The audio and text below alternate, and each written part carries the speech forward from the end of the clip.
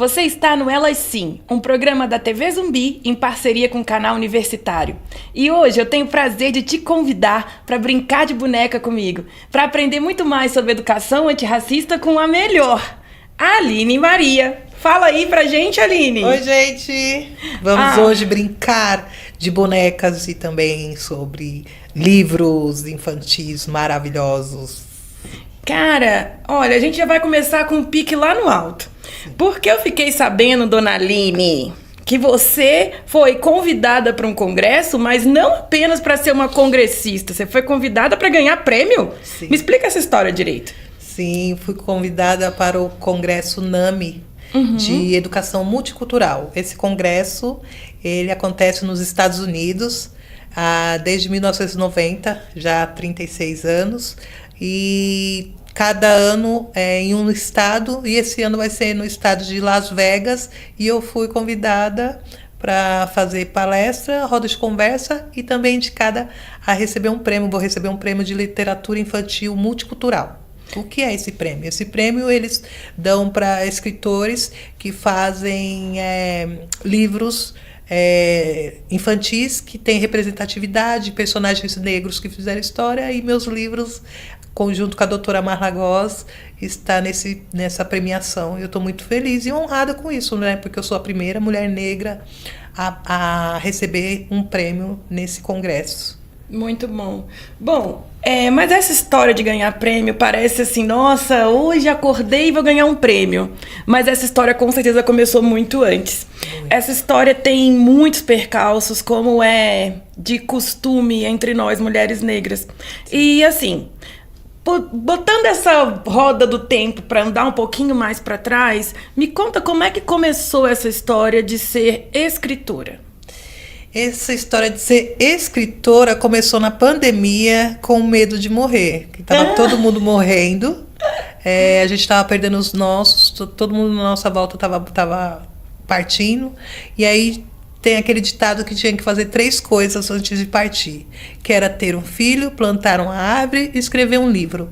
Como eu já tinha 2 filhos, que eram o Murilo e o Malik, já tinha um projeto de plantar árvore na comunidade, só faltava o livro.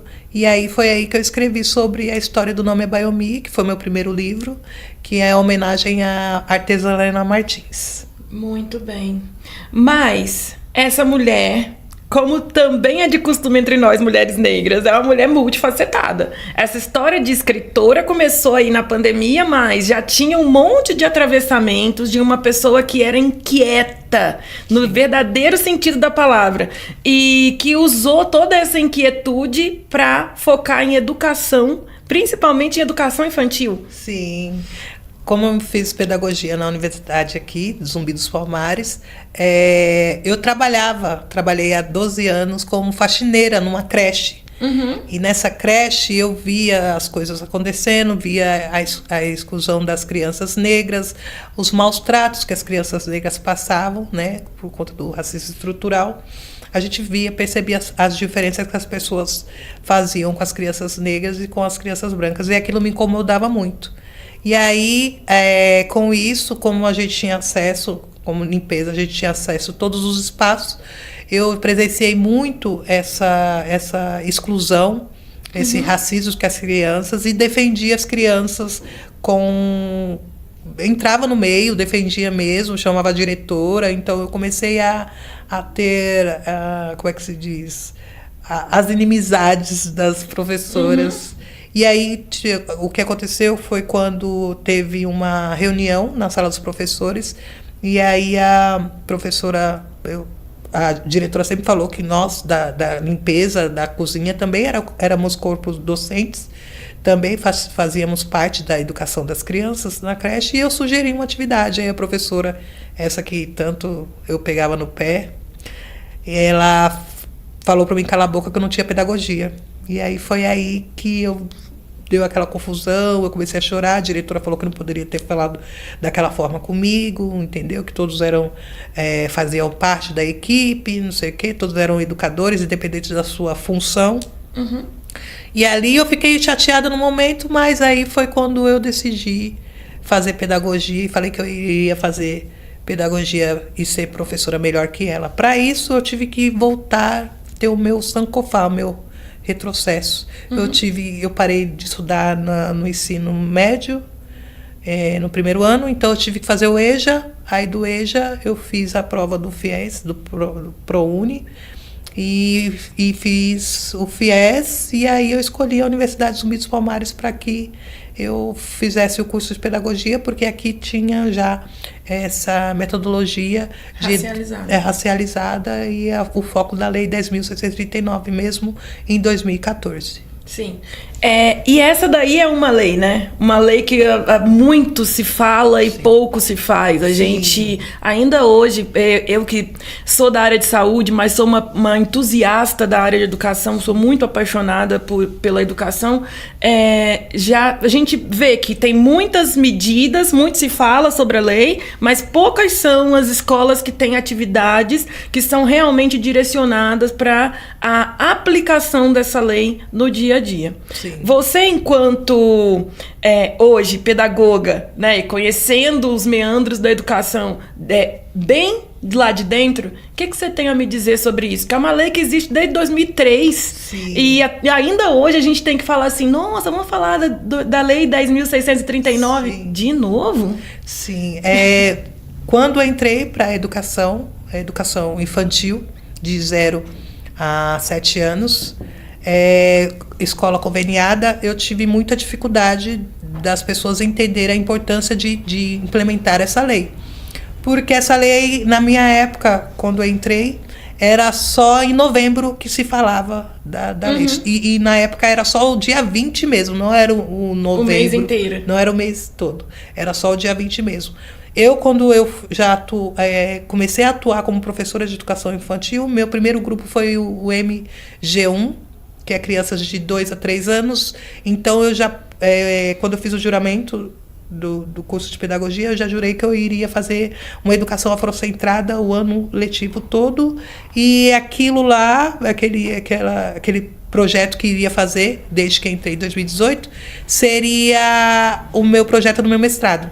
Sim. Então, eu fiz na prática, na pesquisa em campo, sobre essa questão de trabalhar. Então, eu trabalhei fevereiro, março, abril, o ano letivo inteiro, a Lei 10.639, junto com o currículo da Cidade de Educação Antirracista, que ele entrou também nessa época, e aí eu pude ter esses documentos para que eu pudesse conseguir implementar a lei, porque é muito difícil quando a gente tem uma escola que ela não tem uma gestão que abraça os seus projetos, a causa. Então, eu tinha que todo o tempo colocar tanto a lei 10.639 quanto o currículo da cidade. Está escrito aqui no currículo da cidade que eu tenho que fazer. E aí, desculpa, que é para tomar um remédio. E aí eu tive que sempre colocar essas questões, sempre mostrando a lei, sempre colocando o currículo da cidade para poder fazer o que é importante e o que era necessário, é uma lei. Então, para implementar a lei, eu tinha que toda hora ter que ficar falando sobre. Aí eu comecei a trazer em 2018 os meus bonecos, né? Eu já trabalho com os bonecos, a Baiomimus Lembranças Ancestrais é um coletivo de mulheres que cada uma faz um boneco, faz uma coisa. A Érica, ela faz os bonecos de feltro, a Elisângela faz os bonecos biscuit, eu faço as bonecas Abaiomis e assim sucessivamente. Trabalhamos aí desde 2012 que tem esse projeto das bonecas. Porque são coisas que eu não tinha na minha infância e eu queria trabalhar. Isso era uma pergunta que eu ia te fazer, inclusive. Esse lugar de ser tão entusiasta da literatura infantil para crianças negras, esse lugar dos bonecos que nos representam. Eu já vi aqui uma menininha de óculos, achei a minha cara quando era criança. Sim. Qual foi a importância para você? Hoje, isso daqui repara um buraco, uma lacuna que ficou na Maria Aline criança? Repara, porque eu não tive essas bonecas, não tinha mesmo bonecas, eu não tive nem as bonecas, as brancas, as Barbies. Eu fui ter a minha primeira boneca com 16 anos, eu já estava na adolescência, que foi a filha da patroa da minha mãe, que minha mãe sempre foi faxineira. Filha da patroa da minha mãe, ela doou as bonecas, então ela doou a coleção dela de Barbie todinha, e aí ficou pra mim. E eu já tava com 16 anos, então eu não brinquei muito de bonecas. Tinha as bonecas das minhas amigas, mas elas tinham aqueles problemas de dividir. Sim. Então a gente fazia aquelas bonecas mesmo de pano, né? E aí foi assim que surgiu a ideia de fazer as bonecas de pano. E aqui na aula de artes em 2017, a aula de artes do curso de pedagogia, foi quando eu conheci a Lena Martins, o projeto Abayomi, as bonecas de nó dela, e aí foi assim que eu me apaixonei, e por isso que o nome da empresa é Abayomi, Museu Lembranças Ancestrais, e aí eu comecei com minha admiração com a Lena Martins, com as bonecas dela, começando a fazer, vendi as bonequinhas. E aí, depois que foi 2020 para a literatura, que é a personagem Abayomi, que é uma coletânea de 30 livros, como eu sou produção independente, eu vou fazendo quando surge dinheiro, né? Vai surgindo, eu vou lançando mais. E assim sucessivamente. Abayomi significa o quê? Encontro precioso, em Yorubá. Eu conversei com ela, tive a honra de conhecer a Lena Martins. Esse é o primeiro livro, a história do nome Abayomi. Conheci a Lena Martins no mês passado, maravilhosa, maravilhosa. Ela faz boneca, Abayomi é do tamanho de uma pessoa. Sim. Ela tem essa vovó, ela tem o tamanho, tem 1,70. Olha! Então ela faz desde essas pequenininhas, que foi ela que me deu, até as grandonas. Então ela é artesã, e dessa boneca que surgiu o conto do navio que vinha da África com as crianças, e as crianças sofriam e as mães faziam os bonecos da saia. Mas essa história das bonecas surgiu na década de 80, na Cidade de Deus, que ela fazia essas bonecas para as crianças que não tinham boneca na Cidade de Deus. Sim. E aí foi aí que surgiu o conto da Abayomi. Mas é bem, como eu falo para as professoras, para as crianças, é um folclore, é um conto afro-brasileiro, como do Saci, como da Disney também, da Cinderela. É um conto que vai surgindo. E que vai passando as gerações. Sim. E vai virando lenda e vai ficando no imaginário das pessoas. Sim. E é sobre isso. Talvez seja uma das expressões mais bonitas, né? Sim. Mais genuínas. Sim. Porque demonstram o nosso dia a dia mesmo, né? E o afeto, porque o significado, quando você dá uma boneca Abayomi para alguém, você está dando o melhor de você para outra pessoa. Olha que lindo. É muito bonito. Aí eu ganhei dela, da Lena, fico tão feliz. E aí anda com o seu estandarte, né? Ando com ela. Com certeza. Bom, eu tava lendo aqui os livros, sou apaixonada pela história, eu sou uma entusiasta de literatura, muito apaixonada, e por animação, e eu achei lindo as ilustrações, porque as histórias são lindas. Sim. É muito importante a gente empoderar nossas crianças, colocar que elas saibam quem são os nossos heróis. Sim. Mas para crianças, e principalmente da primeira infância, como é o público-alvo da sua literatura, a forma com que se representa graficamente também é muito importante. Sim. Então eu queria que você falasse um pouquinho sobre a ilustradora dos livros, que eu achei que, olha, antes mesmo de você falar, já vou dizendo, tá de parabéns, é lindo demais. Sim, a Veridiana Camelo, ela é lá do Rio Grande do Sul, e ela que faz essas ilustrações. A ideia foi nossa, né? Ela falou, como que você queria a personagem? Eu falei que parecesse comigo. E aí, né, que hoje eu tô de lente, mas como eu uso óculos e tal, e aí foi bem, a personagem parece bem comigo. E a Academia Periférica de Letras, que é a editora, fica lá no Capão Redondo, da Zona Sul de São Paulo.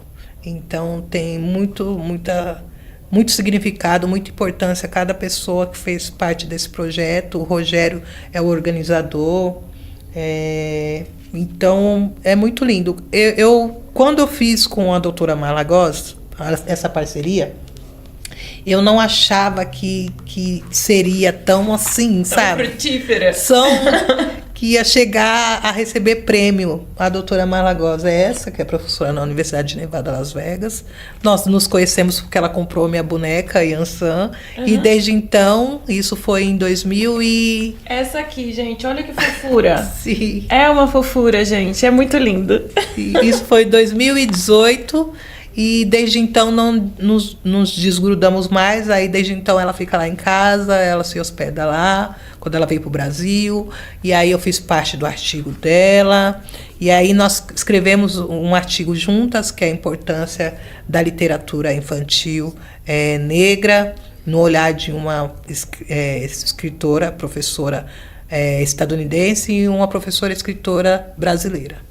Então, é muito importante que esse artigo foi parar no jornal acadêmico, internacional. Então, quando a gente começou a escrever o artigo, aí, depois de alguns meses, a gente viu a importância que as pessoas acadêmicas, pesquisadores, têm nessa temática multicultural, da importância dessa educação. É que aqui no Brasil é educação antirracista, lá é multicultural.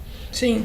Então eu vejo que lá, tanto nos Estados Unidos quanto na Europa, eles têm essa importância, essa preocupação de ter esse olhar multicultural das nossas questões ético-raciais. Né? Então, esse foi um dos primeiros livros, A Amiga Estadunidense, já tirando essa visão, porque as pessoas acham que quem mora nos Estados Unidos é americano.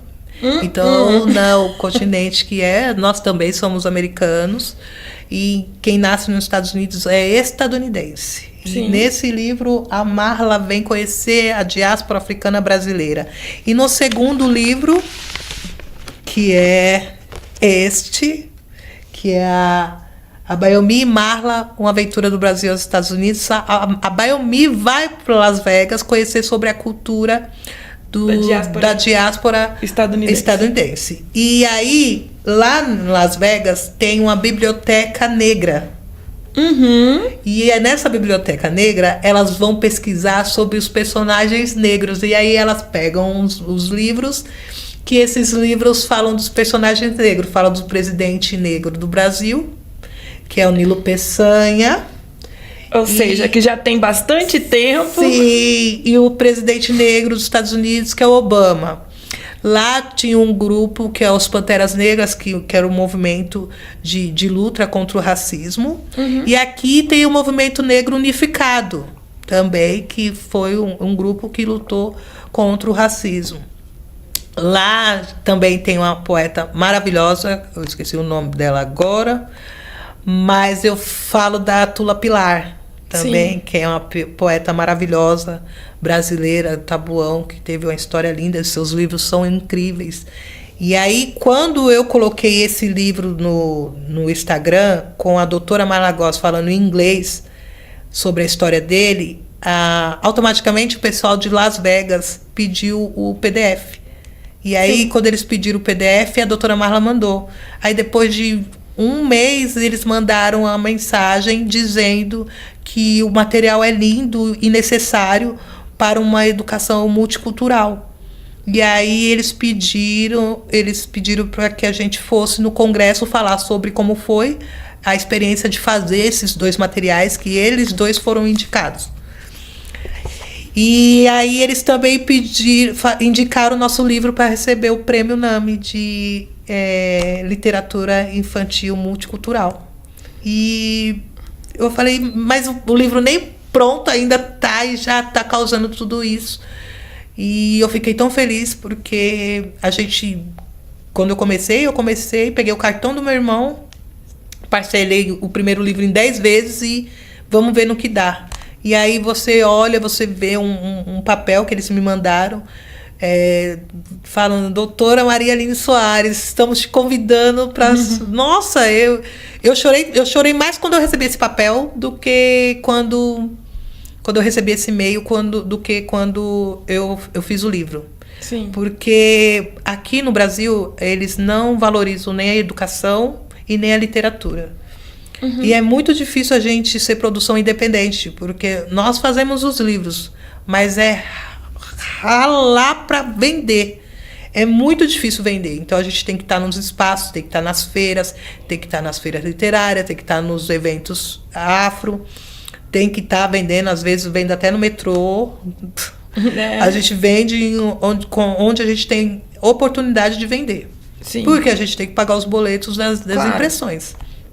E aí você recebe uma carta que seu trabalho vai ser indicado a um prêmio tão importante que é esse congresso, que vai ter educadores do mundo todo, líderes do mundo todo. E, foi chorar. Acho que eu fiquei um mês chorando até entender. A ficha cair. Até entender que é verdade, que os livros foram indicados para esse prêmio. E aí a doutora Marla Góes, ela veio para cá, para o lançamento, que foi no Shopping JK, na Livraria da Vila, desse livro. E aí foi eu e ela chorando, ela me abraçando e chorando, porque também, para ela, é a primeira vez dela também, que ela foi chamada para esse congresso. E esse congresso acontece há 36 anos, então era um sonho dela participar desse congresso, NAMI Educação Multicultural. E aí ela vai realizar o sonho dela, e aí eu vou também junto nesse embalo. Estou lutando aí para conseguir falar inglês, não sei se eu consigo, porque é muito difícil, mas no que precisar, estamos aí, sim, viu? É uma coisa que eu sempre vou falar e sempre falo em todos os lugares, e eu vou falar lá porque eu sou cria de políticas públicas. Sim. Né? Eu sou EJA, sou ProUni, sou FIES, e se não tivesse essas políticas públicas, eu nem estaria aqui recebendo esse prêmio maravilhoso. Olha, eu vou falar desse jeito, esse prêmio maravilhoso, e representando o Brasil. Então, a gente tem que entender a importância de políticas públicas para que a gente possa ter esses trabalhos, tanto nas escolas quanto agora pelo mundo. Eles só pediram para imprimir, para ter os livros em inglês, né, que eles querem comprar lá. Acho que vai ser distribuído, pelo que eu entendi, nas bibliotecas lá, principalmente nessa biblioteca que eles pediram também uma quantidade. Então, menina, eu tô aqui emocionada. Eu tenho hoje, na última vez que nós nos encontramos, eu tinha 2 livros só. Hoje eu tenho 6 em português e 3 em inglês. Então, no total, tenho 9 livros, que um tá concorrendo aí o Prêmio Jabuti, vamos ver se vai, que é o livro do Malik. E mais ano que vem tem mais 3 livros aí. A total é os 30 que eu vou conseguindo aí. Isso. E engraçado, o congresso esse ano tem o tema que é Nossas Comunidades Importam. Talvez seja uma oportunidade inédita do universo acadêmico ouvir os territórios. Isso. E você é o megafone. Isso. Você é o megafone da voz do território. Sim. Que está sendo ouvido não só em território nacional, agora que eu estou sabendo da história de estar concorrendo ao Prêmio Jabuti, e também internacional. Sim. O que isso impacta para você? Imaginar que você é a voz de um mundo de gente que está nas comunidades, mas que também merece ser ouvido, né? Eu trago, porque a minha literatura é literatura infantil, mas é literatura infantil negra periférica, né? Eu falo sobre a personagem, ela mora no Parque Regina, a mãe da personagem, ela é professora universitária na Universidade Zumbi dos Palmares. Então eu trago a minha vida, transformei a minha vida da forma lúdica, para as crianças se entenderem do meu território, se identificarem, falar, não, aquilo é território aqui do Parque Regina, a escola que foi no Colombo. Então, são territórios e lugares que a Biomi foi, que eles existem mesmo. São reais. São reais. Então, eu trouxe a minha vida real para o lúdico. Então, eu acho que foi por isso que foi escolhido esse material para o tema. E eu estou representando a comunidade do Parque Regina, né? Eu só lembro da música do Racionais, cara. Passear do Parque. Porque a parte que fala, que o Mano Brown fala, Mano Rogério esteja em paz, vigiando lá de cima a molecada do Parque Regina. Eu sou parte daquela molecada que era do Parque Regina, nessa época da música. Sim. Então eu lembro do Mano Rogério, quando ele dava som lá no Zumira. E aí, hoje eu acho que ele está muito feliz pelo que uma das fico até emocionada, das crianças daquele território tá chegando e levando o nome do Parque Regina para o mundo. Sim. Então, é uma responsabilidade muito grande, mas estou mostrando para o mundo que o Parque Regina tem literatura boa, tem literatura periférica. Eles não sabem o que é literatura periférica e eu vou lá falar o que é a literatura periférica e a literatura infantil negra. Então, eu tô emocionada. Tô aqui, eu fico falando, caraca, eu nem pensava que eu ia sair. Né? Tipo, Imagine aí você ser convocada. Eu fui convocada, eles me convocaram a participar desse congresso. Aí, quando eu cheguei para fazer o visto, o pessoal do visto já sabia, já estava com a carta lá, já foi aprovado assim. Falei, são umas 3, 4 coisas, já foi aprovado de imediato, porque eles já estavam com a carta. Então, para mim é muito importante, porque é um país de muita representatividade cultural para a minha infância. Com a música, com a arte, com os filmes, né? Então, eu vou estar indo nesse lugar, nesses lugares, conhecer uma biblioteca negra com escritores negros, com histórias negras, fora do país. Então, museu é gratificante. Eu vou estar aprendendo. E as pessoas também vão estar aprendendo, vão ter mais esse olhar para o que a gente produz aqui. Então, que nem a minha amiga falou, Aline, eu não tinha essa noção ainda. Ela que virou para mim, Aline, você sabe que você é a primeira mulher negra brasileira a ser indicada para esse prêmio nos Estados Unidos, né? Eu não tinha olhado ainda para essa. Aí depois eu falei, é mesmo, né? De 36 anos de congresso, você é a primeira, você vai representar o Brasil. Sim. E aí eles tem uma parte lá que eles falam, representando o Brasil, Maria Aline Soares. Aí tem pessoas do Japão, tem pessoas dos outros países. Mas, é mágico isso.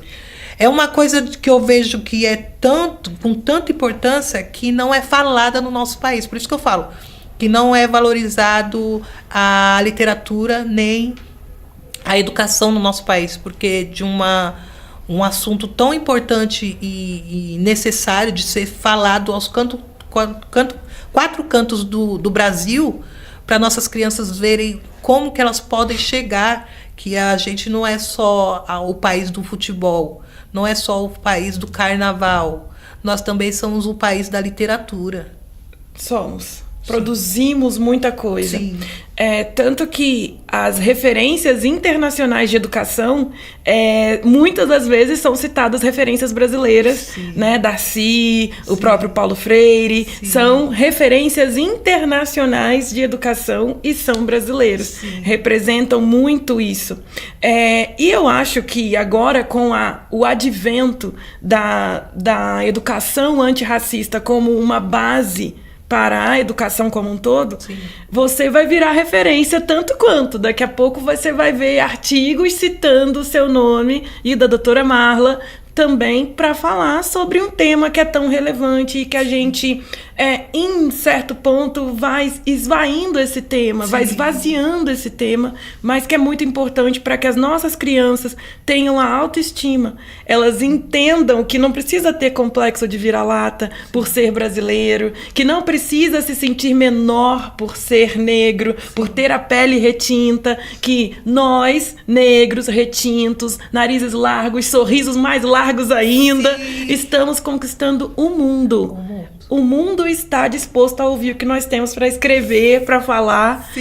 E isso é muito legal. Eu fico muito lisonjeada, até por te receber, por saber que você tem muito para nos acrescentar, para trazer para a gente de lugar de ensino e aprendizagem dentro desse conceito da educação antirracista. E também para te agradecer, viu?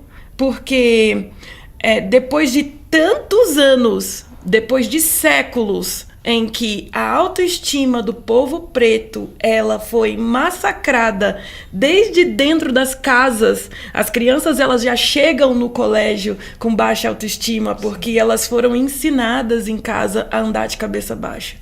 Então, quando elas chegam no colégio e elas encontram uma estrutura vigente, isso é uma coisa, mas quando elas chegam no colégio e elas encontram uma professora como você, ou uma professora que aprendeu com você como instituir esse orgulho de ser quem se é, isso muda o jogo. Eu que agradeço. Tá? Mas a luta continua. Continua. E eu fico muito feliz que a luta continua, mas eu preciso de soldadas e soldados que caminhem junto comigo, porque não é tão difícil assim. Eu sou uma pessoa muito acessível a cada professor, educador, pessoa que quer aprender. A gente é ensinado, mas a gente tem que aprender a compartilhar também os ensinamentos. Conhecimento é igual água, isso. Se ficar parado, estraga. Isso mesmo, dá dengue. Então eu tô aí, eu faço projeto com outros professores, tem muitos professores também que falam, Aline, eu vou trabalhar seu livro, vou fazer formação, não sei, pode me chamar, eu ajudo a fazer a estrutura, tudo bonitinho. Eu sou muito acessível, de verdade, porque é um ativismo o que eu faço. Sim. Então a gente tem que acabar com o racismo estrutural, e para a gente conseguir, a gente tem que ser na base, que é a educação, né? Ai, Aline, toda vez que a gente está falando sobre temas que nos são caros, que nos fazem nossos olhos brilharem, Sim. Né? Embargam nossas vozes. Sim, parece que o tempo corre, né? Sim. O tempo vai muito mais rápido. Esse é o propósito. Eu tenho um propósito. O propósito é esse: bonecos, literatura, e mostrar para o mundo que a gente é capaz. E fazer nossas crianças ficarem cada vez mais felizes com as imagens que encontram no espelho. Sim. E que elas saibam que elas são heróis, Sim. são reis, são rainhas, são poderosas. Sim. Tá? E aprender um pouquinho mais com a Biomi, que é uma linda. E também eu queria agradecer a você, a tudo que você produz, e agradecer a vocês que estiveram conosco até esse momento.